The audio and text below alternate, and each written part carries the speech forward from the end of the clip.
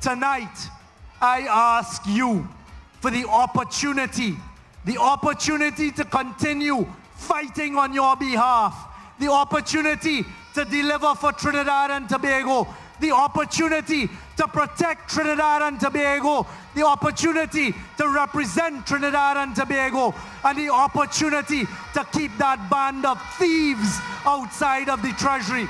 Tonight, I ask you, and the PNM asks you, with all of my friends, all of my colleagues, the strong team of 41 of us, to join us on Monday as you go to the polls on Monday. Vote for a better Trinidad and Tobago. Join me, join the team as we fight on your behalf. I ask you to give me the mandate. Give us the mandate. Give us the mandate to fight for Trinidad and Tobago. And on Monday, wherever we are, as the PNM wins, join us as we rejoice for our children. And as we say, great is the PNM, great is the PNM, great is the PNM, and we shall prevail. Thank you.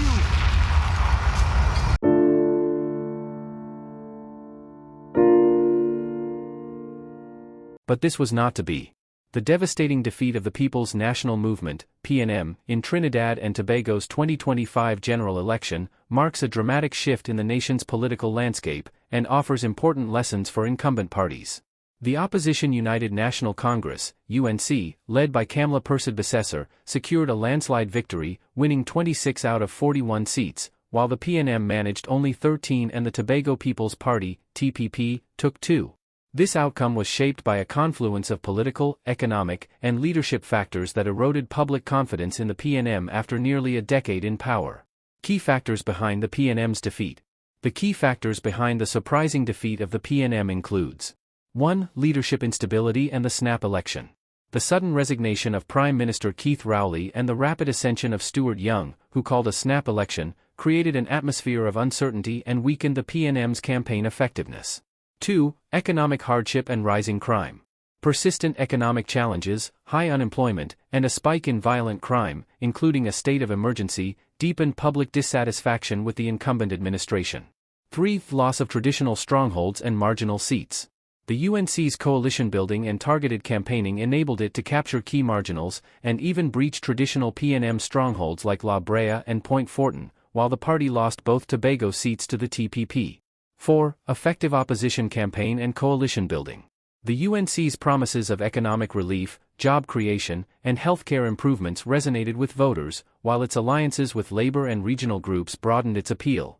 5. Voter fatigue and desire for change. After nearly a decade of PNM rule, many voters sought new leadership, leading to a significant swing toward the UNC. 6. Corruption allegations and government malpractice. While Prime Minister Stuart Young publicly asserted that the PNM had avoided major corruption scandals during its tenure, the reality was more nuanced, as several PNM officials faced legal troubles. For example, Camille Robinson-Regis was investigated for money laundering and fraudulent conversion in 2016, and former Sports Minister Daryl Smith faced accusations of improper conduct in 2018.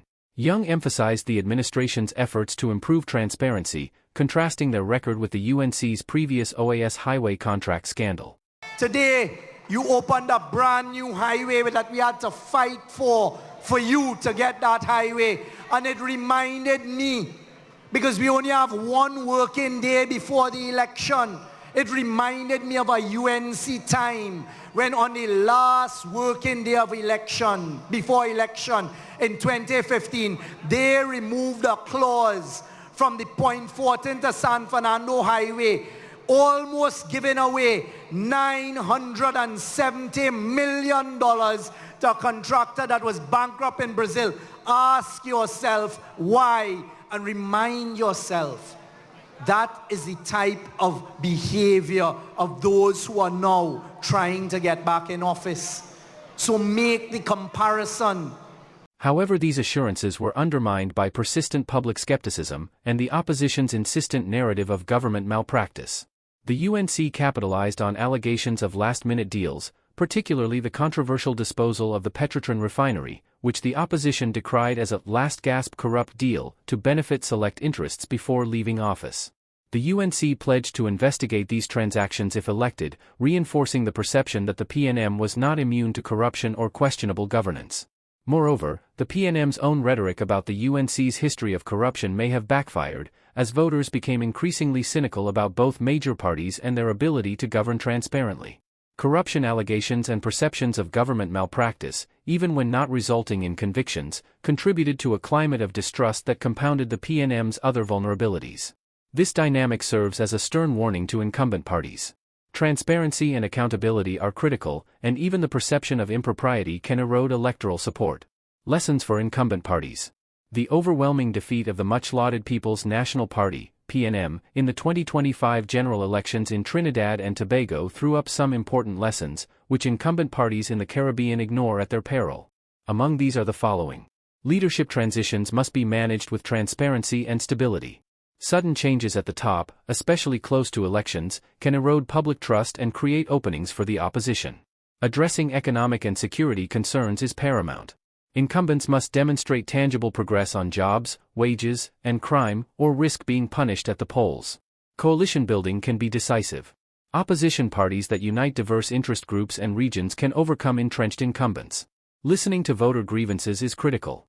As PNM's Penelope Beckles noted, "Those of us who walked, we know what we heard," implying that warning signals from the grassroots may have been ignored. Voter fatigue is real.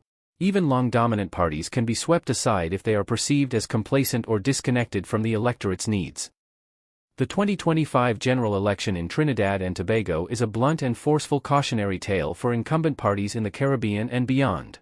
The PNM's defeat was not the result of a single misstep but the culmination of leadership turmoil, economic hardship, perceived inaction on crime, and a well-organized opposition that capitalized on public discontent. Incumbents must remain responsive, adaptable, and attuned to the evolving priorities of their citizens, or risk a similar fate at the ballot box. What do you think of the issues raised in this video? Is the warning for incumbent parties in the Caribbean applicable in your situation? Drop us a comment below, especially if you are in Jamaica, St. Lucia, St. Vincent, or Dominica, where general elections are on the cards. But remember to also like and share this video, and subscribe to our channel for more updates on Caribbean politics and other interesting topics. See you in the next video.